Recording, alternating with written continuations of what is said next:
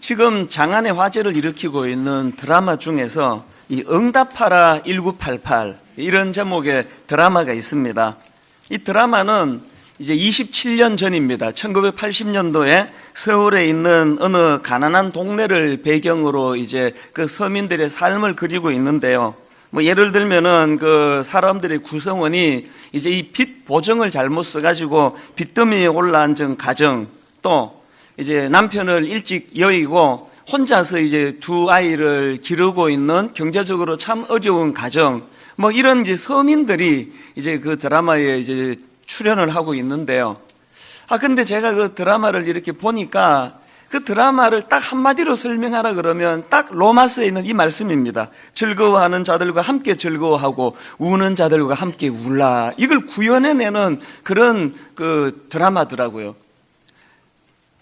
경제적으로 상대적으로 좀 여유가 있다고 그것 때문에 없는 사람을 업신여기지를 않고, 또 경제적으로 뭐 좀 어렵다고 그것 때문에 열등감에 빠지는 일도 없고, 서로 그 자기 자리에서 만족하고 또 서로를 얼마나 사랑하고 섬기는지, 이게 하나님이 원하시는 이 교회의 모습이 이게 이러면 좋겠다. 이제 그런 생각을 하면서 이제 그 드라마를 봤습니다. 특히 이제 그 여주인공으로 나오는 그 탤런트가 이제 우리 교회 성도기 때문에 유심히 제가 이제 그 드라마를 보고 있는데요.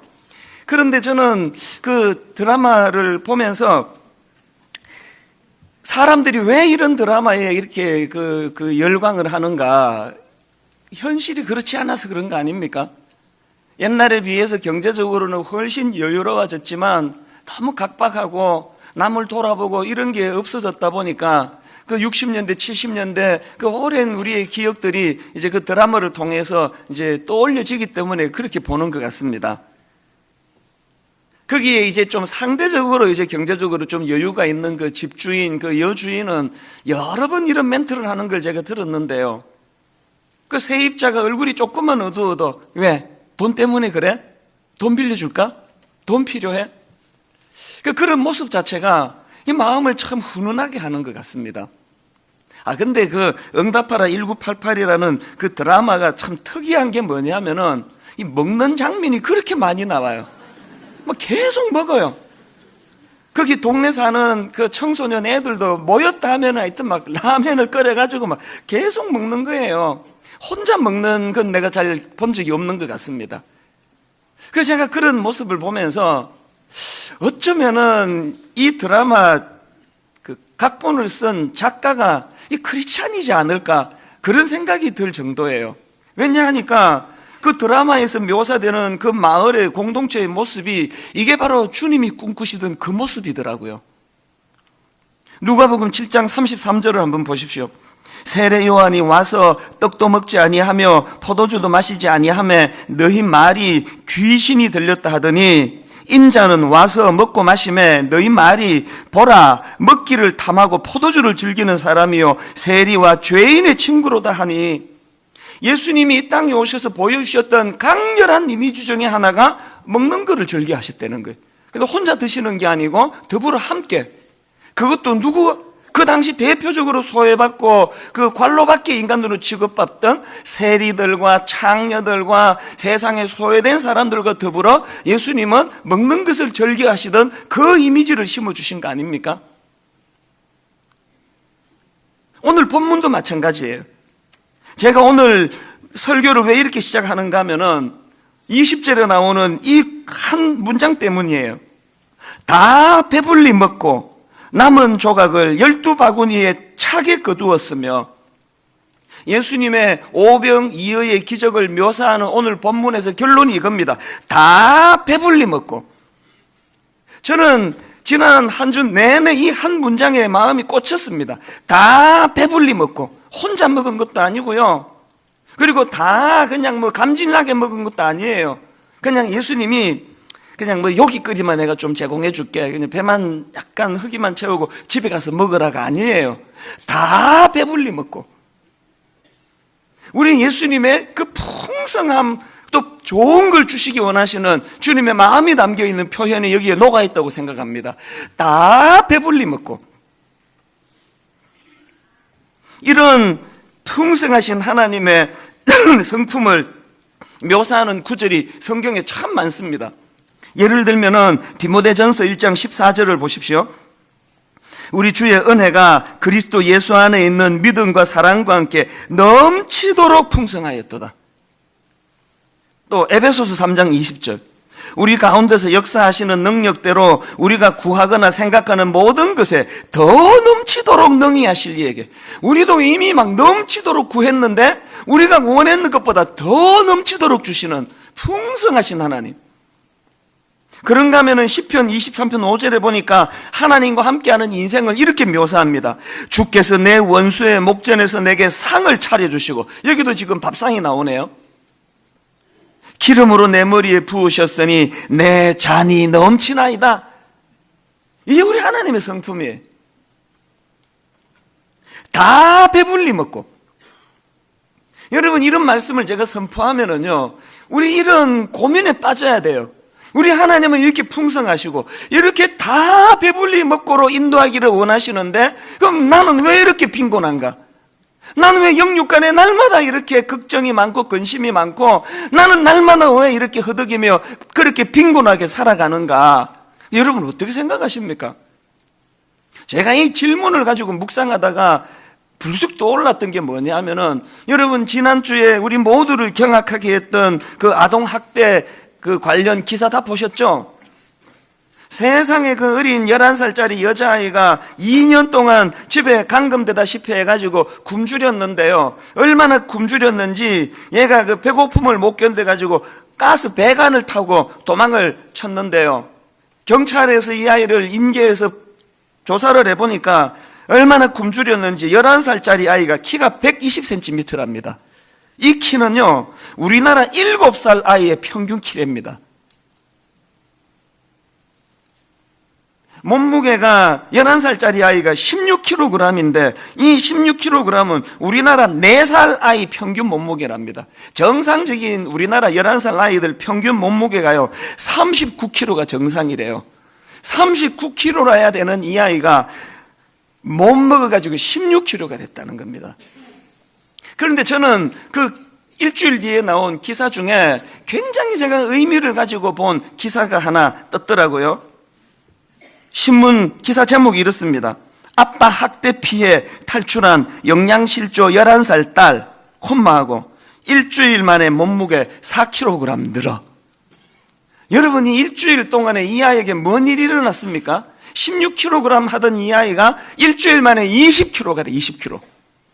여러분, 이 아이에게 이런 놀라운 변화가 일어나기까지 이 아이가 한 건 딱 하나예요. 영역을 벗어난 거예요.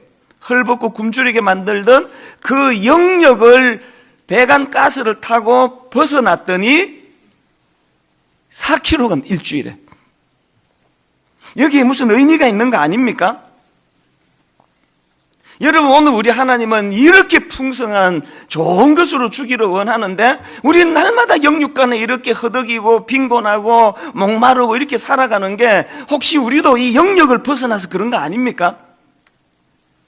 탕자의 비유에 나오는 그 이야기 여러분 다 아시죠? 이 탕자가 어디서부터 회복이 시작이 됩니까? 이 자각에서부터. 누가복음 15장 17절을 보십시오. 이에 스스로 돌이켜 이르되 내 아버지에게는 양식이 풍족한 품꾼이 얼마나 많은가. 그 다음 보세요. 나는 여기서 줄여 죽는구나. 여기서 줄여 죽는구나. 아버지 집 궤도를 이탈한 그 상태를 지금 말하는 거 아닙니까?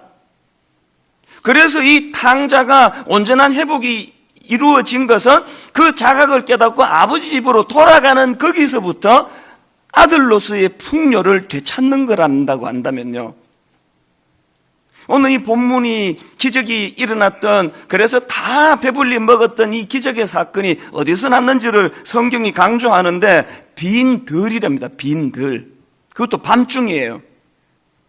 빈들은 결핍의 상징 아닙니까? 여러분, 그 결핍의 상징인 빈들에서 다 배불리 먹고라는 결과물이 나올 수 있었던 것은 잘 들으셔야 됩니다. 예수님과 함께하는 동행길에는 결핍의 상징인 빈들에서도 다 배불리 먹고라는 결과가 일어난다는 것입니다. 저는 새해에는 우리 모두가 다 탕자가 자각했던, 그리고 이 11살 어린아이가 결단했던 영역을 벗어나 아버지 품으로 돌아가는 정상적인 삶의 자리로 돌아가. 그래서 여러분 내년 이맘때에는 여러분이 자기의 영육간의 풍족함을 감사하면서 다 배불리 먹고 이 고백을 선포할 수 있는 그런 여러분 되시기를 주님 이름으로 축복합니다. 자, 근데 여러분 여기서 한 가지 살펴볼 게 있는데요. 오늘 본문을 가만히 보니까 예수님이 이 풍족한 오병이어의 기적을 베푸시는 과정에서 제자들에게 한 가지 요구하는 게 있습니다. 뭘 요구하시느냐? 16절을 보십시오. 예수께서 이르시되 갈 것 없다. 너희가 먹을 것을 주라. 기억하셔야 됩니다. 하나님은 먼저 믿은 우리들에게 요구하는 게 있습니다. 너희가 먹을 것을 주라. 그랬더니 제자들이 뭐라고 응수합니까? 참 초라합니다. 17절. 제자들이 이르되 여기 우리에게 있는 것은 떡 5개와 물고기 2마리 뿐이니이다. 저는 이제 목사니까 이런 생각을 더 많이 할 텐데요. 저는 이 16절과 17절이 이게 오늘 참 한국교회 참 우리 목회자들의 모습인 것 같아서 마음이 아팠습니다. 주님은 너희들이 먹을 것을 주라. 네 영성이, 네 깊은 묵상이, 네가 가지고 있는 하나님과의 깊은 관계가 이것을 통하여 네가 먹을 것을 주라고 우리 목회자들에게 요구하시는데 우리는 고개 푹 숙이고 우리에게 있는 것은 어린애 도시락 5,000명은 고사하고 어른 하나 배를 채울 그런 양도 안 되는 이것밖에 없습니다. 이게 오늘 저의 모습 아닙니까? 여러분은 어떠세요? 오늘도 주님이 여러분에게 사명을 주시면서 너희가 먹을 것을 주라 그러는데 없는데요. 줄 게 없는데요. 자, 그럼 여기서 이런 질문이 가능하죠? 예수님은 제자들에게 왜 이런 민망한 요구를 하십니까? 다 아시면서. 알잖아요, 주님. 제자도 아무것도 없다는 걸. 왜 이런 민망한 요구를 하실까요? 여러 이유를 분석할 수 있지만 저는 그 중에 하나, 제자들이 아무것도 없는 자기의 결핍을 자각해야 주님을 의지하기 때문이에요. 왜 이런 생각을 하게 됐느냐? 여러분, 제자들이 17절에서 우리에게 있는 것은 떡 5개와 물고기 2마리 뿐이니이다 그랬더니 주님이 18절에서 대안을 주세요. 이르시되 그것을 내게 가져오라. 이걸 원하시는 거예요. 여러분, 저는 이런 삶을 살아가고 있는 인생 아닙니까? 내 인생은 재료가 별로 좋은 게 아니에요. 제가 가진 인생의 재료는 뭐 그렇게 화려한 거 없습니다. 그런데 제 인생을 하나님께 드렸더니 하나님이 이 보잘것없는 어린애 도시락 같은 초라한 내 인생이 오병이어의 기적을 일으키는 도구가 되더라는 거예요. 여러분이 갖고 계시는 그 인생의 그 재료를 가지고 본인이 아둥바둥하면 어린애 도시락으로 끝난 인생인데 이것을 주님 앞에 드려지게 되면 여러분의 보잘것없는 인생이랄지라도 오병이어의 기적을 일으키는 재료가 될 줄로 믿습니다. 주님은 우리가 이걸 자각하기 원하는 거예요. 탕자의 비유에 나오는 탕자도 마찬가지 아닙니까? 앞에서 말씀드렸듯이 탕자가 이에 스스로 돌이켜라는 이 깨달음을 얻어서 아버지께 돌아갔다고 했는데 그는 이 깨달음을 어떻게 얻었느냐? 바로 그 앞에 14절을 보십시오. 다 없앤 후 그 나라에 크게 흉년이 들어 그가 비로소 궁핍한지라. 탕자에게 궁핍은 축복이에요. 그가 궁핍했기 때문에 이곳에 있으면 안 된다는 걸 자각하게 됐고 그래서 아버지께 돌아가는 결단이 가능한 거예요. 지난 한 해 여러분이 궁핍을 아셨습니까? 여러분 능력의 한계를 자각하셨습니까? 내 힘으로는 우리 아들 잘 못 키우겠다. 내 능력으로 내 딸 제대로 잘 키울 수 없다. 나는 오병이어는 고사하고 손에 들려진 어린애 도시락 같은 인생이다. 이렇게 스스로를 자각할 때 두 갈래 길이 주어지는 거예요. 그래서 비관하고 우울하고 열등하게 살아가시든지 내 그 연약함을 주님 앞으로 나아가는 도구로 그렇게 사용해서 오병이어를 만드는 기적의 도구가 되시든지, 주변에 둘러보면 후자의 인생이 생각보다 많습니다. 우리 교회는 뭐 주위 둘러볼 필요 없습니다. 앞에 보면 그 사람이 있잖아요. 제가 그 7년 전에 안식년 얻어가지고 이제 그 풀러 신학교에 가서 공부하느라고 한 10달 시간을 냈는데요. 제가 이제 거기 딱 가가지고 이제 미국 도착하자마자 첫 예배. 왜 이 감회가 새로운가 하면, 제가 이제 미국 시민권을 반납하고 한국으로 돌아온 이후로 그렇게 10달씩 막 장기적으로 미국 생활이 이거 처음이었거든요. 만감이 교차하더라고요. 미국 도착하고 첫 예배를 드려가지고 어느 교회 가가지고 앉아있는데요. 막 만감이 교차하는 거예요. 회한에 빠졌습니다. 내가 23살 때 이민 가가지고 그때 영어 공부를 조금만 더 열심히 했더라면, 그래서 내가 조금만 더 명문대학을 내가 나왔더라면, 내가 열심히 해가지고 뭐 전문직에 내가 그렇게 내가 종사할 수 있었더라면, 그럼 이 여자보다 훨씬 더 좋은 여자를 만났을까? 막 이런 온갖 생각을 다 하면서 제가 짚고 올라가서 그날 내린 놀라운 결론이 뭔지 아십니까? 내가 어떤 대단한 노력의 삶을 살았더라도 지금의 나보다 더 행복하지 않겠더라는 거예요. 제가 무슨 수를 써서 지금의 저보다 영적으로 더 잘 될 수가 있겠습니까? 그날 제가 진짜 감사했습니다. 하나님, 제가 비록 영어 잘 못해도, 제가 명문대학을 못 나왔어도, 하나님, 제가 뭐 이것도 모자라고 저것도 결핍한 인생이지만 이 어린애 도시락 같은 내 인생을 주님께 드렸더니 이렇게 행복한 인생으로 저를 이끌어 주셔서 그날의 결론, 하나님, 내 인생에 더 이상 여한이 없습니다. 영어 못한 것도 감사하고. 내 자꾸 이렇게 설교하니까 지난주 우리 직원이 심각하게 묻더라고요. 목사님, 진짜 영어 못하세요? 어느 정도 못하세요? 상상에 막히겠습니다. 저는 제가 여러분에게 보여드릴 수 있는 가장 소중한 모습이라고 생각합니다. 제가 뭐 5,000명분을 먹일 수 있는 도시락 회사 사장이어서 여러분에게 의시된다면 이건 은혜가 아니에요. 제 인생은 어린애 도시락 같은 인생이에요. 아무것도 없는 인생이에요. 저는 여러분의 그 연약함, 그래서 여러분 이 궁핍이라는 것은 이건 축복이 될 수 있는 궁핍. 이 결핍은 주님 만날 수 있는, 주님 앞으로 나아가는 축복의 도구가 될 수 있다는 사실입니다. 그래서 이제 여러분 내년에 우리 다시 한번 힘을 내셔가지고, 그래서 여러분 주보 간지로 다시 한번 이 제목을 이렇게 정했습니다. 말씀으로 시작하는 2016년.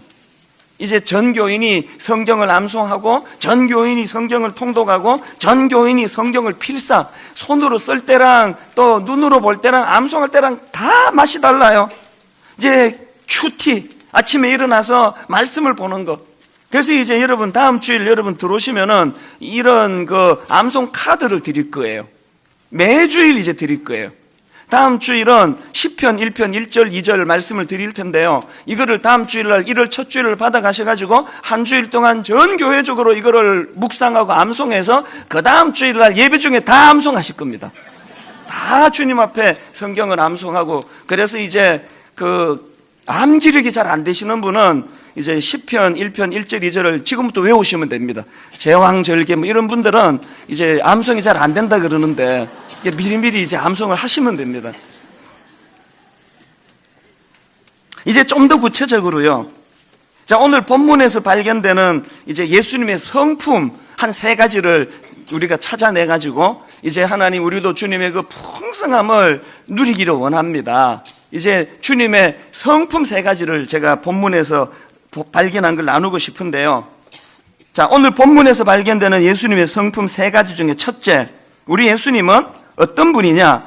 기도로 마음의 평정심을 유지하시는 예수님이라는 거예요. 22절 23절을 보십시오. 예수께서 즉시 제자들을 재촉하사 자기가 무리를 보내는 동안에 배를 타고 앞서 건너편으로 가게 하시고 무리를 보내신 후에 기도하러 따로 산에 올라가시니라. 저물매 거기 혼자 계시더니, 이거 지금 어떤 상황인지 여러분 아십니까? 군중들이 다 뒤집으신 거예요. 세상에 그 어린애 도시락을 가지고 여자 빼고 애들 빼고 남자 장정만 5,000명을 먹이고 12강주일가 남은 이 기적을 보면서 그 군중들이 다 그냥 뒤집어진 거 아닙니까? 이런 지도자면 좋겠다. 이런 지도자면 이 나라를 해방시킬 수 있는 지도자다. 예수님을 왕으로 삼자. 왕으로 모시자. 난리가 난 거예요. 그렇게 막 사람들이 예수 예수 소리 지르며 환호를 하니까 예수님이 어떻게 하셨어요? 즉시 제자들을 재촉하사 얘들아 빨리 짐 싸라. 떠나야 되겠다. 그리고는 한적한 곳에 가셔서 기도를 하시더라는 거예요. 자, 질문. 예수님 왜 이러셨어요? 좀 즐기시지? 예수님이 지금 생각하기에 막 군중들이 막 당신을 왕으로 삼으려고 그러니까 예수님이 불안해지신 거예요. 아, 나 여기 십자가를 지러 왔는데, 고난받으러 왔는데, 와, 이 사람들이 나를 막 왕 삼으려고 하니까 뭐 십자가고 뭐고 다 때리치우고 내가 왕이나 돼야 되겠다. 막 마음이 흔들리셔가지고 여기 더 있다가 내가 타락하겠다. 그래서 예수님이 막 급히 도망가신 겁니까? 그렇게 생각하면 여러분 예수님을 그 신격 모독하는 생각이에요. 우리 예수님은요, 우리 같은 천박한 인생이 아니에요. 누가 좀 띄워주신다고 우쭐하고, 뭐 왕 삼는다고 뭐 초심 잃어버리고 그런 분 아니에요. 그럼 이 질문이 심각한 거 아닙니까? 어차피 거기 계셔도 흔들리지도 않으실 건데, 뭐하러 이렇게 급하게 막 깜짝 놀란 듯이 즉시 제자들을 재촉하사 그렇게 산에 올라가 혼자 기도하시느냐고요. 정답이 뭔지 아십니까? 제가 이걸 가지고 묵상하다가 깨달았던 무서운 진리가 뭐냐? 그 주님의 그 모습은 당신을 위한 게 아니라 제자들을 위한 가르침이었다는 거예요. 너희들 봤지? 앞으로 사역하다가 사람들이 네게 열광하고 사람들이 네게 박수치면 이 위험한 상황이야 이게. 그런 일이 발생하면 빨리 그 자리를 떠나 기도하러 산으로 가야 돼. 제가 담임 목사로서 마음에 담고 있는 예수님의 몇 가지 지침 중에 하나가 이거예요. 왜 여러분 큰 교회 목사님들이 넘어지는 일들이 일어나느냐 보니까 이걸 깜빡해서 그래요. 큰 교회 목사가 되면 자꾸 주목을 받아요. 자꾸 칭찬이 많아요. 그럼 저는 이 말씀을 또 올립니다. 아, 이거 지금 나한테 위험한 상황이구나.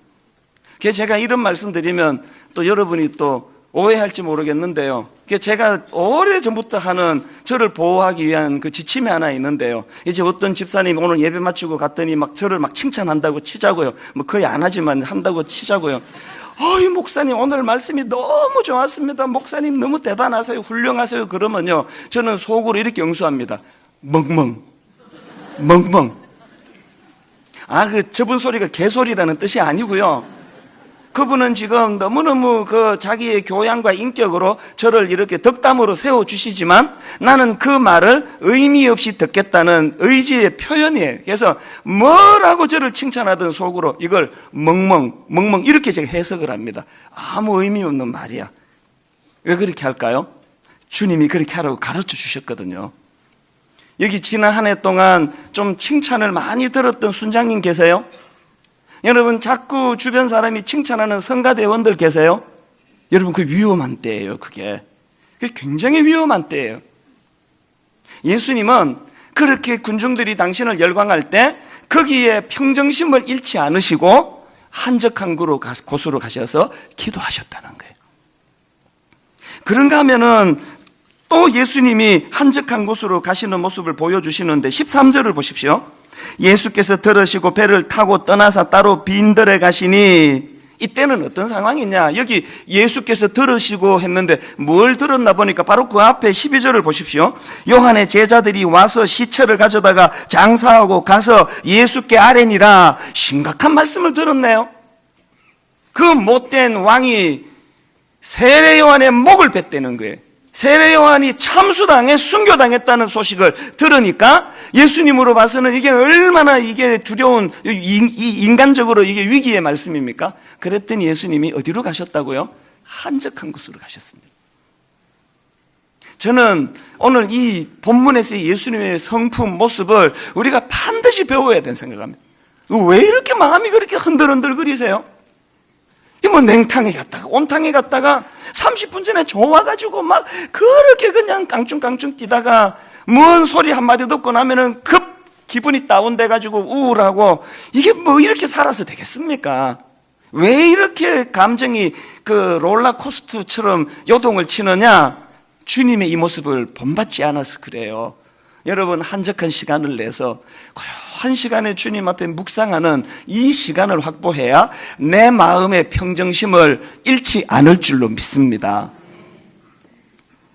그런가 하면은 본문에서 발견되는 예수님의 두 번째 성품이 뭐냐? 예수님은 이 긍휼하심의 눈으로 인생들을 바라보시던 분이라는 것입니다. 14절을 보십시오. 예수께서 나오사 큰 무리를 보시고 불쌍히 여기사 그 다음에 그 중에 있는 병자를 고쳐주시니라. 앞에서 말씀드렸죠. 지금 이게 어떤 상황인가 하면요, 지금 예수님께서 세례 요한이 목베임을 당해서 참수당했다는 비참한 소식을 듣고 한적한 곳으로 생각을 정리하셔야 돼요.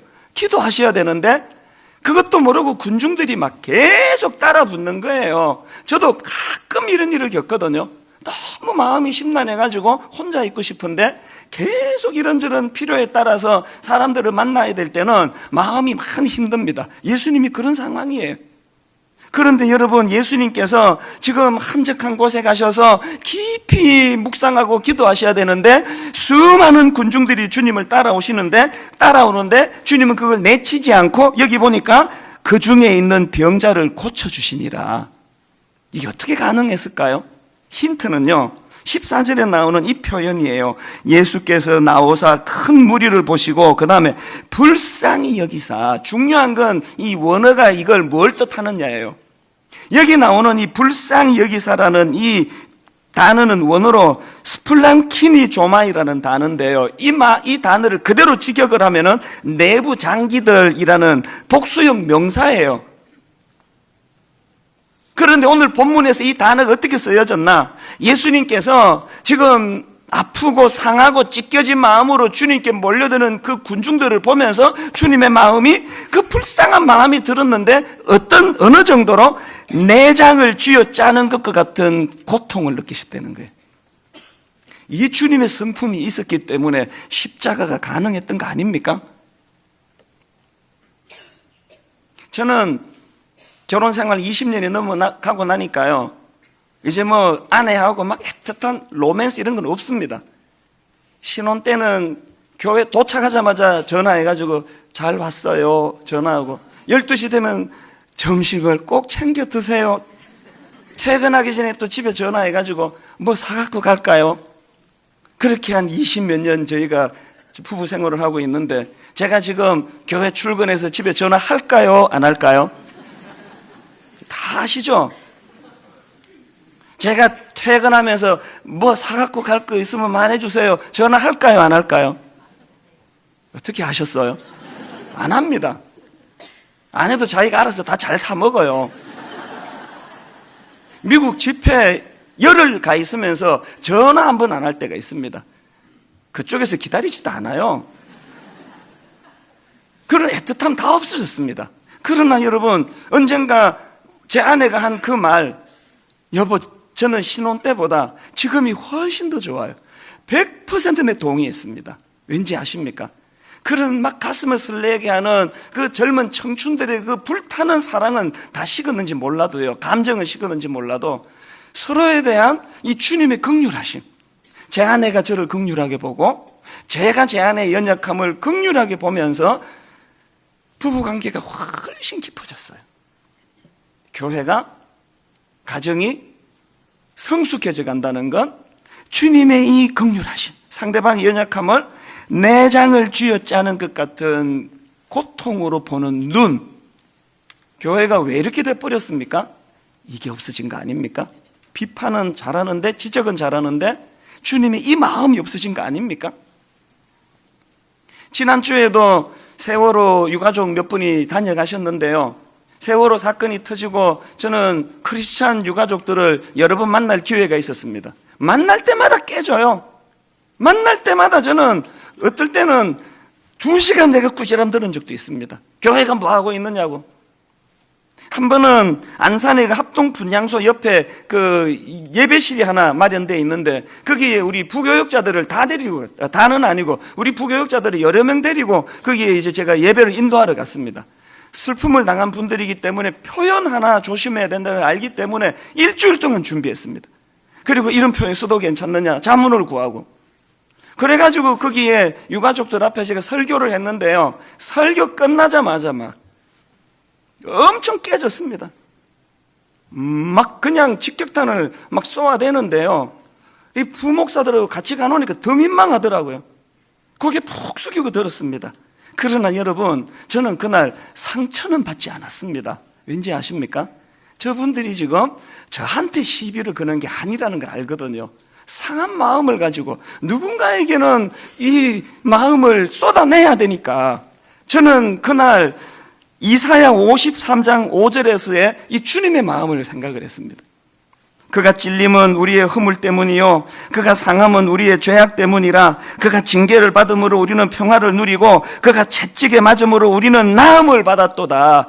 내가 먼저 주님에게 이 은혜를 받았던 사람인데 오늘 우리 성도 누군가가 저에게 이유 없이 욕을 하고 쏟아붓고 비판을 하고 그렇게 저한테 퍼부어가지고 그 상한 성도님 마음이 치유를 받을 수만 있다면 하나님 이걸 제가 시시비비로 가리지 않고 그 자체를 용납할 수 있기를 원합니다. 이게 안 되니까 기도하는 거 아닙니까? 우리 너무 똑똑해진 거 아닙니까? 너무 논리정연한 거 아닙니까? 주님의 이 긍휼하심으로 아내를 보셔야 되고요, 남편을 보셔야 돼요. 그런가 하면은 세 번째로 본문에서 발견되는 예수님의 성품 하나가 더 있는데요, 제자들을 동력자로 세워 함께 일하기 원하시는 주님을 저는 발견합니다. 제가 앞에서 예수님이 제자들 보고 너희들이 먹을 것을 주라고 왜 이런 말씀을 하셨냐 했을 때 자기들의 결핍을 자각해야 주님을 만난다, 그래서 이런 요구를 하셨다고 말씀드렸는데요, 더 중요한 이유가 하나 더 있습니다. 주님은 그 기적의 사건에 제자들을 동참시킴으로 함께 그 일을 이루어가기를 원하시는 거예요. 그래서 주님이 이 말씀이 19절에서 이렇게 이루어집니다. 무리를 명하여 잔디 위에 앉히시고 떡 5개와 물고기 2마리를 가지사 하늘을 우러러 축사하시고 떡을 떼어 제자들에게 주시매 제자들이 무리에게 주니 니들이 주어라 그랬잖아요. 제자들이 한 거 아무것도 없거든요. 어린애 도시락 하나 갖다 드린 것밖에 없거든요. 하나님이, 주님이 다 하셨거든요. 그러나 영광은 제자들이 지금 누리고 있는 거예요. 여러분, 사명이 부담이지만 사명은 주님의 이 마음이 담겨 있는 것. 저는 이 주님의 이 배려의 정신이 요한복음 11장에서도 그대로 담겨져 있어서 목회하는 내내 저는 요한복음 11장을 묵상하는데요, 여러분, 요한복음 11장에 죽은 나사로를 살리러 주님이 무덤가로 가십니다. 거기서 놀라운 말씀을 하세요. 요한복음 11장 38절을 보십시오. 이에 예수께서 다시 속으로 비통히 여기시며 무덤에 가시니 무덤이 굴이라 돌로 막았거늘 예수께서 이르시되 돌을 옮겨 놓으라 하시니. 저는 이 장면 이렇게 상상을 해요. 지금 예수님이 죽은 지 나흘이 됐어요. 송장 썩는 냄새가 나는 나사로를 살려내시러 가셨습니다. 그 주님이 그까지 돌 하나 못 옮기겠습니까? 그런데 돌은 니들이 옮기라는 거예요. 네가 할 수 있는 거 네가 해라. 내가 할 수 있는 거 내가 하마. 저요, 죽은 나사로 못 살려요. 저는 예수님이 이 땅에 오셔서 행하신 수많은 이적과 기사 하나도 못해요. 죽은 나사로를 살리는 건 커녕 암만 안수기도 하고 열심히 해도 병든 환자도 잘 안 고쳐져요. 저 주님이 기적 못 일으킵니다. 그러나 여러분, 저 하나 할 수 있는 게 있습니다. 산상수훈에서 주님이 제게 요구하신 거, 누가 나보고 오리까지 가라 그러면 10리까지 갈 수 있습니다. 저 마음만 먹으면 할 수 있습니다. 네가 할 수 있는 건 네가 해라. 내가 할 수 있는 건 내가 하마. 무덤에 돌 네가 옮겨라. 나사로 내가 살려내마. 우리를 동력자로 부르시는 그 주님이에요. 그래서 여러분, 저는 마크 트웨인이 했던 이 명언,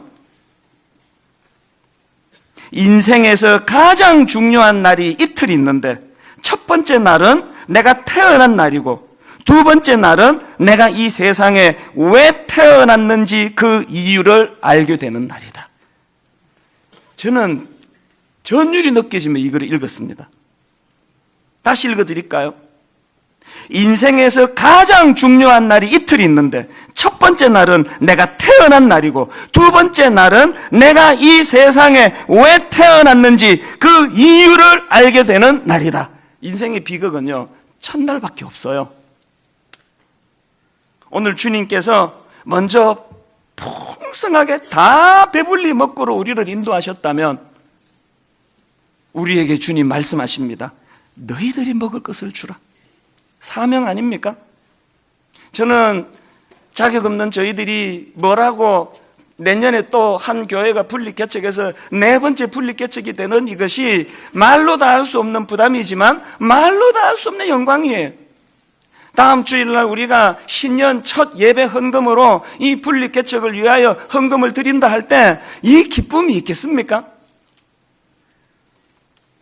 결론을 맺으려고 합니다. 이제 우리 분립개척이 컬처 투게더라고요. 성남에서 이제 경제적으로 어려운 아이들 우리 재능기부 악기를 가지고 이제 가르치기 위해서 우리 성도님이 자기 공간을 내주셨는데요. 이제 다음 주일부터 오후 2시에 거기서 이제 기도 모임이 시작이 될 거예요. 원래는 한 지붕 두 가족이라고 우리 교육관 10층에서 해야 되는데요.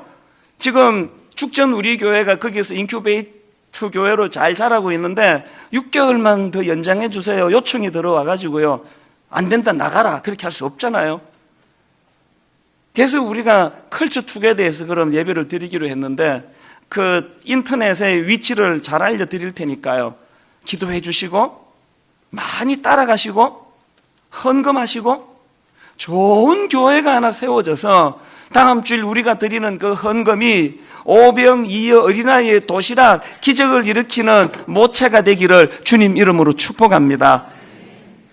두 가지 이 표현만 머리에 담으시면 됩니다. 다 배불리 먹고 너희들이 먹을 것을 주라. 다 배불리 먹고 너희들이 먹을 것을 주라. 이 두 가지 이 축복이 2016년 새해에 부어지기를 주님 이름으로 축복합니다. 오늘 말씀을 기억하시면서 우리 찬양이요 주님과 함께하는 이 고요한 시간 기도로 마음의 평정심을 유지하셨던 주님의 평안을 구하면서 가사를 생각하시면서 우리 이렇게 찬양하기 원합니다. 주님과 함께하는 이 고요한 시간 주님과 함께하는 이 고요한 시간 주님의 보좌 앞에 내 마음을 쏟네. 모든 것 아시는 주님께 모든 것 아시는 주님께 감출 것 없네. 내 마음과 정성 다해 주 바라나이다. 2절 나 염려하지 않아도 내 쓸 것 아시니 나 오직 주의 얼굴 구하게 하소서. 다 이해할 수 없을 때라도 감사하며 날마다 순종하며 주 따르오리이다. 여러분 이런 일들이 어떻게 가능합니까? 온 마음 다해 사랑합니다. 온 마음 다해 주 알기 원하네. 내 모든 삶 주님 것이니 주만 섬기리 온 마음 다해.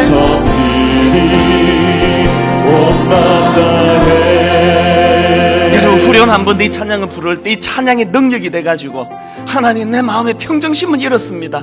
아버지 저는 두렵고 아버지 저는 교만하고 아버지 저는 누가 조금만 주께서 하면 우쭐해져 가지고 마음을 빼앗겨 버립니다. 주님과 더불어 마음의 평정심을 되찾기 원합니다. 온 마음 다해 주님 사랑합니다. 여러분 큰 눈을 감으시고 주님을 바라보시면서 한 번 더 후렴 이렇게 찬양합니다. 온 마음 다해 사랑합니다. 온 마음 다해 주 알기 원하네. 내 모든 삶 당신 것이니 주님 것이니 주만 섬기리 온 마음 다해 평안을 구합니다. 온 마음 다해 주님 사랑합니다. 온 마음 다해 주 알기 원하네. 내 모든 삶 주님 것이니 주만 섬기니 온 마음 다해 나 염려하지 않아도 내 쓸 것 아시니 나 오직 주의 얼굴 구하게 하소서. 다 이해할 수 없을 때라도 감사하며 날마다 순종하며 주 따르오리이다. 내 마음에 깊은 고백을 올려드립니다. 온 마음 다해 사랑합니다. 온 마음 다해 주 알기 원하네. 내 모든 삶 주님 것이니 주만 섬기니 온 마음 다해. 오늘 말씀을 생각하면 우리 같이 기도하실 때 거의 주님 앞에 고백합니다. 주님, 돌아보면 마음의 평정심을 잃을 때가 참 많았습니다. 불안했고 두려웠으며 울분이 많았고 우쭐해졌다가 우울해졌다가 하나님 말씀 가지고 평안의 자리로 나가기 원합니다. 하나님, 우리 쓸 것 아시는 주님, 다 배불리 먹고 그런가 하면 네가 가서 저들을 먹이라. 오늘 말씀을 생각하며 우리와 우리 가정의 자녀들과 또 사랑하는 아내와 남편, 부모님 축복하면서 하나님의 은혜를 구하며 기도하며 나갑니다. 다 같이 기도하시겠습니다. 살아계신 하나님 아버지, 온 맘 다해 주님을 사랑합니다. 온 맘 다해 주님의 뜻을 더 알아가기 원합니다. 온 맘 다해 나 같은 것 위하여 십자가 지신 주님을 의지하고 사랑하며 아버지 하나님 주신 이 아름다운 다 배불리 먹고 풍요로운 은혜의 자리로 인도해 주시는 주님, 다 배불리 먹고 너희들이 가서 먹을 것을 주라. 아버지 하나님 풍성함을 따라 사명을 회복하기를 원하오니 이 은혜를 허락하여 주시기를 원합니다.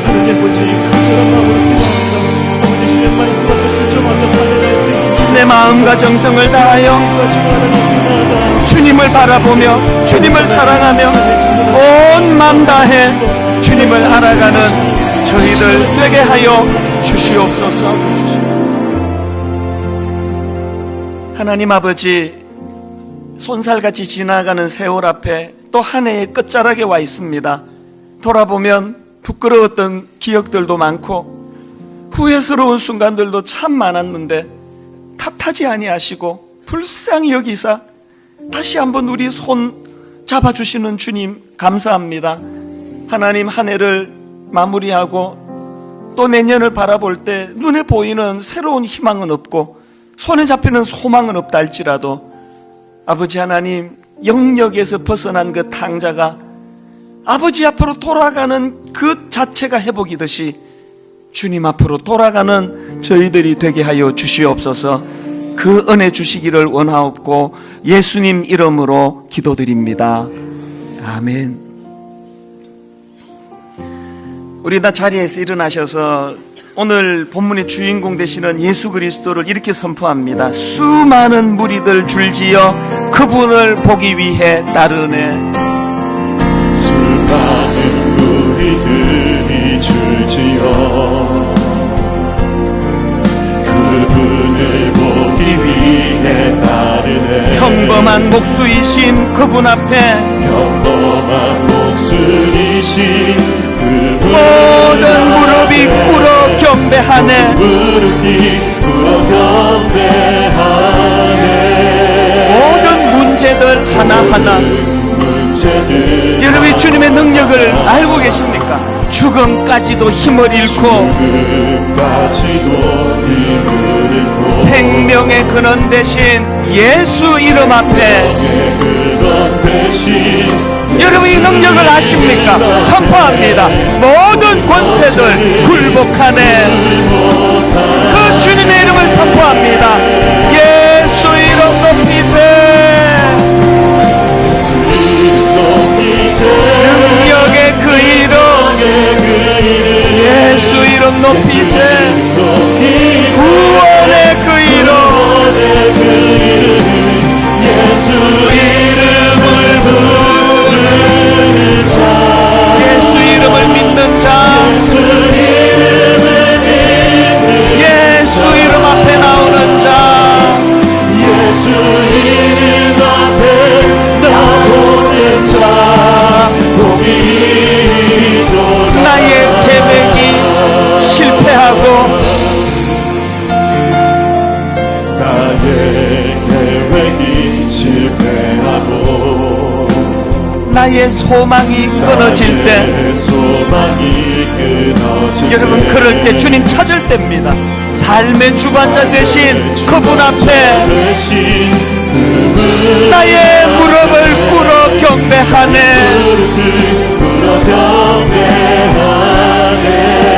나의 삶을 그분께 맡길 때 여러분이 평안을 아십니까? 비로소 나의 마음 평안해.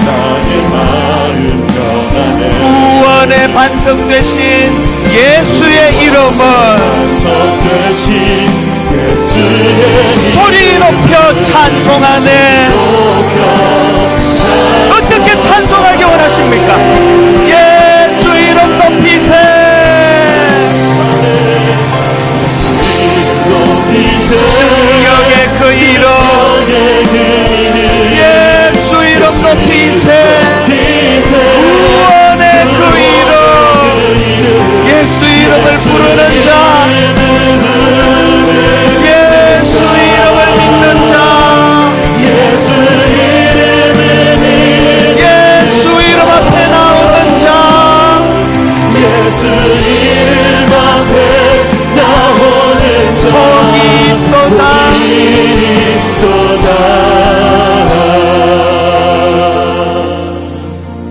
기도하시겠습니다. 다 배불리 먹고 남은 조각을 12바구니에 차게 거두었으며 예수께서 이르시되 갈 것 없다. 너희가 먹을 것을 주라. 하나님이 이 두 말씀이 우리 삶 속에 구현되는 은혜의 자리로 인도하여 주시옵소서.